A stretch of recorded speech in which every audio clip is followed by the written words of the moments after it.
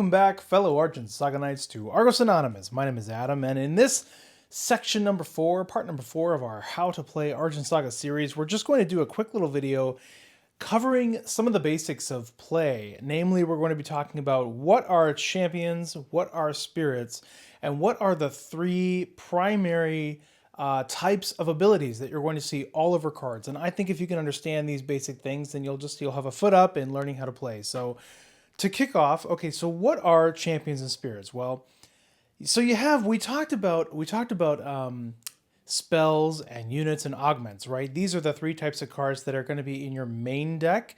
Your main deck is 40 to 60 cards that you're kind of drawing during play, right? And we talked about shards. You're going to have 10 shards in your shard deck, 40 to 60 cards in your main deck, and that's all good and fine, everything. But what are the champions and spirits? Well, champions and spirits are not part of your main deck or your shard deck. These are 2 cards that start the game in play. So a champion, you're going to have 1 champion, like this Hadir, Boy of the Sacred Forest, right? This is from the 4th booster set, Echoes of Hoken. And then you're going to have 1 spirit. And the way you design your deck, usually, not always, usually you're going to design your deck based on the attributes of your champion and your spirit. Typically, the way deck construction works, for example, is you have to choose among the different elements that you have available, right? There's air, water, fire, light, and dark. These are the 5 elements of Argent Saga. And then you have Argent is actually a 6th element. That's like the silver colored stuff, right? The way decks work is you can choose, right now anyway, to have as many cards as you want that match the element of your champion. Hadir is green, so his element is air. So in your main deck, you can have as many air cards as you want.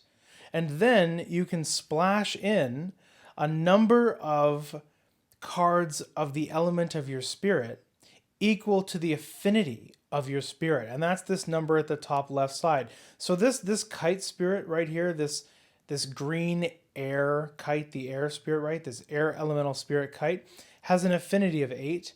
So if I put kite in a deck, if I'm playing with kite, I can have either 8 air spells splashed in or 0 splashed in. Now keep in mind that Hadir is an air spirit and an air champion. And so by having an air champion, you can have as many air cards as you want. So if you match an air spirit with an air champion, basically your whole deck is air. Except in addition to splashing in something for your spirit, you can also include in any deck as many Argent cards as you want. That's sort of its own. Those are freebies, right? Argent is a whole freebie element. Argent means silver, so it looks like silver colored or like metal colored or whatever you want to call it.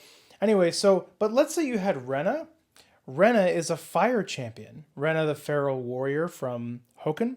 So if you had Rena as your champion, your deck is fire. You can have as many fire cards as you want in your deck, but let's say you chose Kite as your spirit.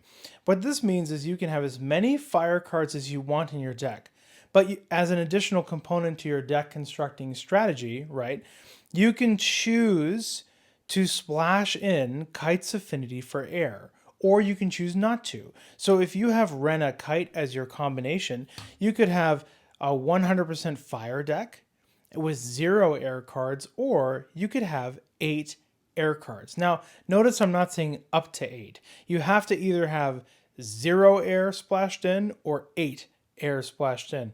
And because there are a wide variety of spirits, you can pick and match to your liking. Like here's Hoenna. Hoenna is a dark champion, so my whole deck is going to be as many dark cards as I want and as many Argent cards as I want. But if I chose, let's say if I chose Kite to match with Hoenna, then I've got as many dark cards as I want because Hoenna, my champion, is dark. But I could splash in, if I wanted to, I could splash in exactly 8 air cards. Or if I used Corona, for example, the fire spirit, I could splash in exactly 8 fire cards. So if I had a 40 card deck and I had this combination of champion and spirit, I might have 40 dark cards as my whole deck.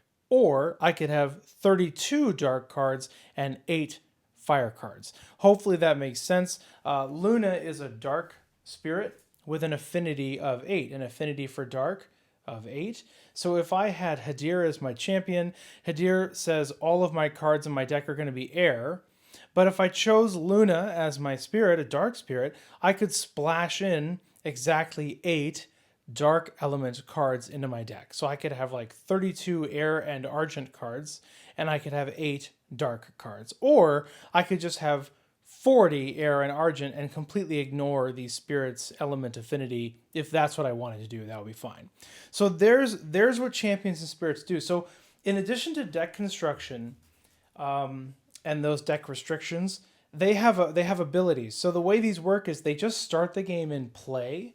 Up on the left side of the game board, this mat actually has zones that are marked on the mat, which is very helpful if you're a new player. And see on the top left, there's a champion and a spirit spot, right?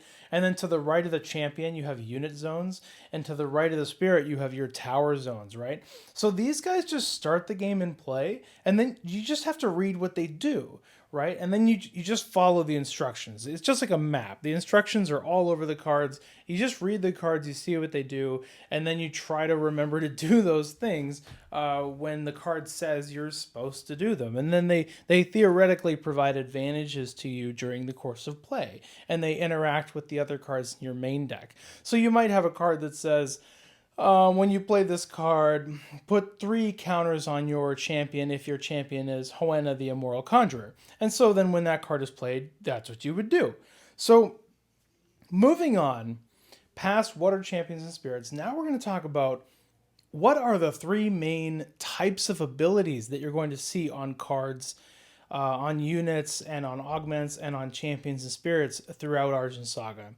These are activated abilities, and triggered abilities, and static abilities. These are 3 main types of ability. And it's important to know the difference. It's going to help you out a lot if you just understand that there are those 3, that they're easy to recognize, and that there's a couple of important things to know regarding each of those 3 abilities. So first, let's go with a triggered ability, because it's on the top of this first card we'll pick. So a triggered ability is when you're reading a card. Let's see if we can get the text to come in clearly here. There we go. When you're reading a card, look for this little dash. Do you see the dash to the right of the word battle on Hoenna Immoral Conjurer here? That dash marks a triggered ability. What that means is that when something happens, then this triggered ability will trigger and happen. And so when you look at a triggered ability, to the left of the dash is the condition, the thing that has to happen, right? And then if the thing that's to the left of the dash happens, in this case it's when you destroy a tower or unit in battle, when that happens, then it triggers. And then the thing to the right of the dash happens, which is in this case, place 1 counter on this card. So finding another example, let's see. Where's another triggered ability? Trigger. A lot of these are active. So here we have Luna. Luna has a very similar triggered ability with much easier to read font. So let's hold that up here. Okay, so Luna's triggered ability is when you destroy a tower or unit in battle. So that's the condition, when you do that. And then you have a little dash, right? So that's how you know this is a triggered ability. So then it triggers, and then what do? You place 1 counter on this card. So then you just do that, right? And now why do counters matter for this? Well, you have to keep reading the card. This is an activated ability, right? So once you trigger this a whole lot, once you destroy a lot of towers and units in battle, and you're triggering Luna a lot, you're placing a lot of counters on Luna, then you have a chance to use Luna's activated ability, which is denoted by a colon. So if you're reading through your cards and you see this colon, you see the colon there after the word card, just to the right of the word card right there, that means it's an activated ability. Unlike a triggered ability, which happens whenever the condition is met, right? An activated ability happens whenever you activate it. You can just do it. And we'll get into details of that later, because there's the concept of having priority. It's while you're playing this game, basically you take turns. Like if you do something, you do it because it's your turn. It's your turn to do something and you've got priority, right? But after you do something, you give your opponent a chance to respond. And that's the term for that. The phraseology of that is passing priority to your opponent. So you can do this, you can use an activated ability whenever you have priority, which is typically like almost any time during your turn. And it's anytime your opponent does something. Almost anytime your opponent does something, almost anytime you've got a chance to respond to it. So again, a triggered ability happens just because a condition is met, and it just happens on its own. And then a activated ability happens because you decide to activate it, which is why it's called an activated ability, right? So this ability is during your turn, remove 3 counters from this card. And then there's the colon, which tells you it's an activated ability. And then there's an effect. Your opponent discards 1 card. So the way activated abilities are written is you have a cost. The cost is to the left of the colon. And then you have an effect. And that's to the right. So a triggered ability is you have the condition. And then you have the trigger. And then you have the effect. So an activated ability is cost, colon, effect. So the cost of Luna's ability is during your turn, remove 3 counters, right? So that's the cost. And if you pay the cost, you can activate the effect. Your opponent discards 1 card. Fine. Soul Burst is also a spirit ability that is usually, not always, but usually a one-time thing where when you Soul Burst your spirit, what you're doing is you're flipping it face down to get like an effect out of it. And then once it's face down, you can't use the abilities on your spirit anymore unless you have a way to turn it back up again. So Soul Burst is an activated ability, meaning you can use it whenever you have priority, right? And then you can just, you can Soul Burst your spirit. And you know it's an activated ability because it's marked with a colon. There it is, Soul Burst. To the right of it, you have a little colon. So the cost is Soul Burst. The cost is flipping your spirit face down. And if you pay the cost, you get the activated ability. Your opponent discards 1 card.